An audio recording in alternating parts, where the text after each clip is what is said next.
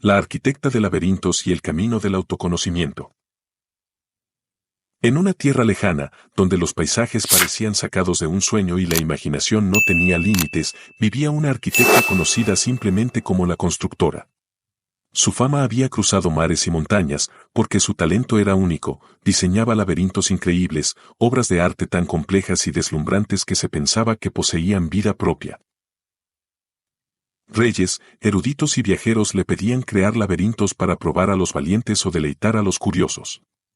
Pero un día, decidió embarcarse en lo que sería su obra maestra, un laberinto tan perfecto, tan intrincado, que los rumores aseguraban que ni siquiera ella podría escapar de él.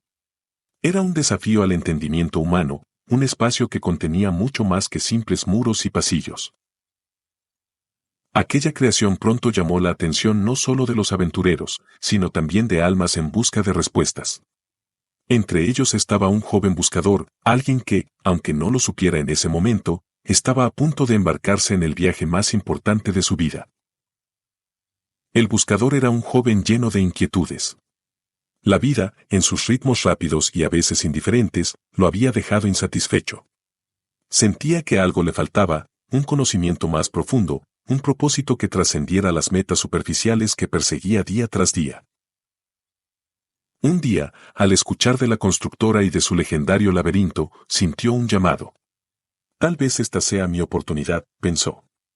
Seguro de que el secreto que buscaba se encontraba entre los muros de aquel intrincado espacio, decidió buscar a la constructora. Cuando llegó frente a ella, le propuso un trato.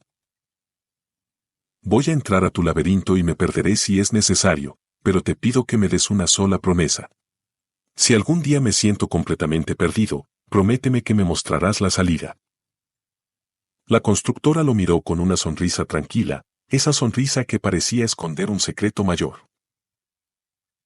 Puedo prometerte una cosa, respondió. Cuando llegue el momento adecuado, sabrás dónde está la salida sin necesidad de que yo te guíe. Intrigado por aquellas palabras, aunque sin entenderlas del todo, el buscador aceptó. Con el corazón lleno de curiosidad y un poco de temor, dio el primer paso dentro del laberinto. El laberinto era extraordinario. A su paso, veía muros decorados con símbolos y patrones que parecían cambiar sutilmente al moverse. Los caminos lo llevaban por jardines ocultos, pasadizos oscuros y espacios amplios que parecían invitarlo a quedarse. Al principio, el buscador se sentía emocionado. Cada decisión, cada giro parecía una nueva aventura.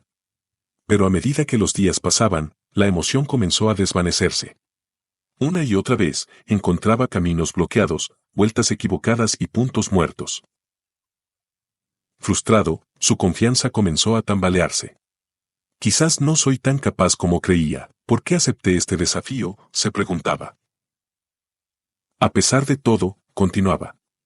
Pero el laberinto parecía responder a su desesperación, tornándose cada vez más confuso y enredado. Lo que antes era fascinación ahora era cansancio acumulado. Tras varias semanas de intentos fallidos, el buscador se sentó en un rincón del laberinto, exhausto. Su energía física y emocional parecía agotada. Fue en este momento, en la calma del agotamiento, cuando una idea comenzó a surgir en su mente. Tal vez, no se trata solo de encontrar el camino. Quizás debo pensar en por qué estoy aquí, en lo que de verdad estoy buscando. A partir de aquel instante, algo cambió. Comenzó a observar.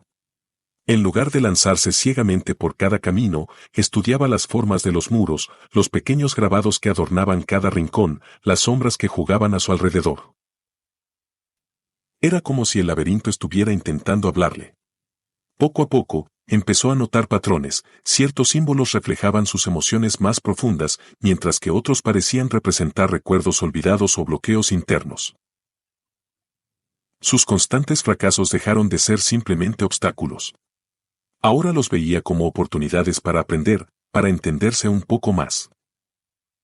Con el tiempo, el buscador llegó a una revelación: el laberinto no era únicamente un espacio físico. No estaba diseñado solo para confundir o entretener, era, en muchas formas, un reflejo de sí mismo.